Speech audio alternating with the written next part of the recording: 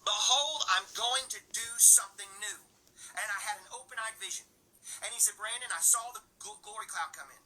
But he said, what is going to happen with this last outpouring, this last push? He said, I'm going to do something that you've never seen before. You need to start to think bigger. For what has been in the past will be something, I'm going to do something new.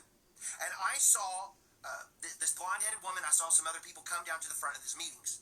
And a tangible wind of the Spirit of the Lord came in like a mighty rushing wind with cloven tongues of fire, like it was in Acts chapter 2. And I saw I'm talking, there's no way to explain what I saw, that's what's going to happen. It doesn't make any sense. I saw wind blowing these women's hair like a whirlwind.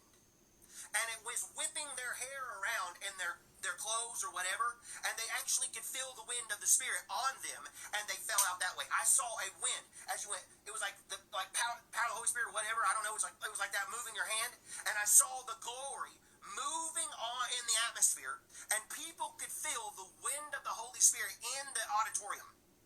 And as the wind of the Holy Spirit moved through the auditorium, people were getting healed, and their hair was actually tangibly moving.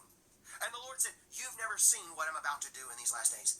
He said that when people would fall out, you had the people in the audience saying, is that real? Is that real? The holy laughter, is that real if they're not experienced? But when you feel a tangible move of the Holy Spirit on you, like the glory cloud, everybody could sense it in Azusa. It was a tangible, thick fog. And it even talks about it in the Bible. It filled the Holy of Holies. But the Lord said to me, I'm going to do something new, and it will be a refreshing. For my fragrance will fill the atmosphere whenever people are ministering. You could tangibly, he said, you will tangibly smell my fragrance, for I carry a fragrance. And it was a refreshing. When people breathe in this fragrance, the Lord said, it will be like something you've never smelled, like heaven on earth. Breathing in, you'll be physically healed. It will be a wind of the Spirit. I saw people being touched by the Shekinah glory in a different way, in a different way than we've ever seen before. He's going to do something like we've never seen before. And I saw the wind whipping around people's hair, and it was moving on them, and they were being refreshed, and old wineskins that they had turned into vinegar turned into new wine.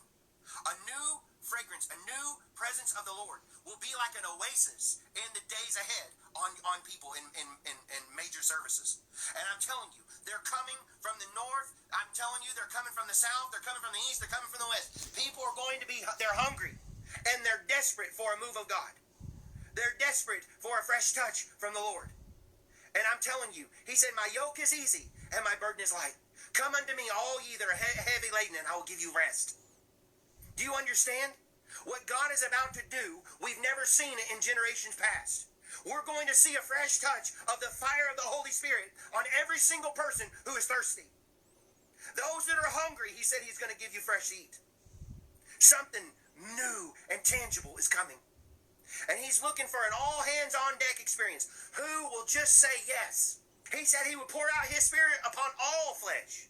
And I believe right now, we are at that place where he said, Brandon, it's time to become more active in fasting. It's time to become more aligned with prayer and fasting. Pray and fast. Pray and fast. Seek me daily, and you will find me. The Lord showed me. He said, behold, I'm going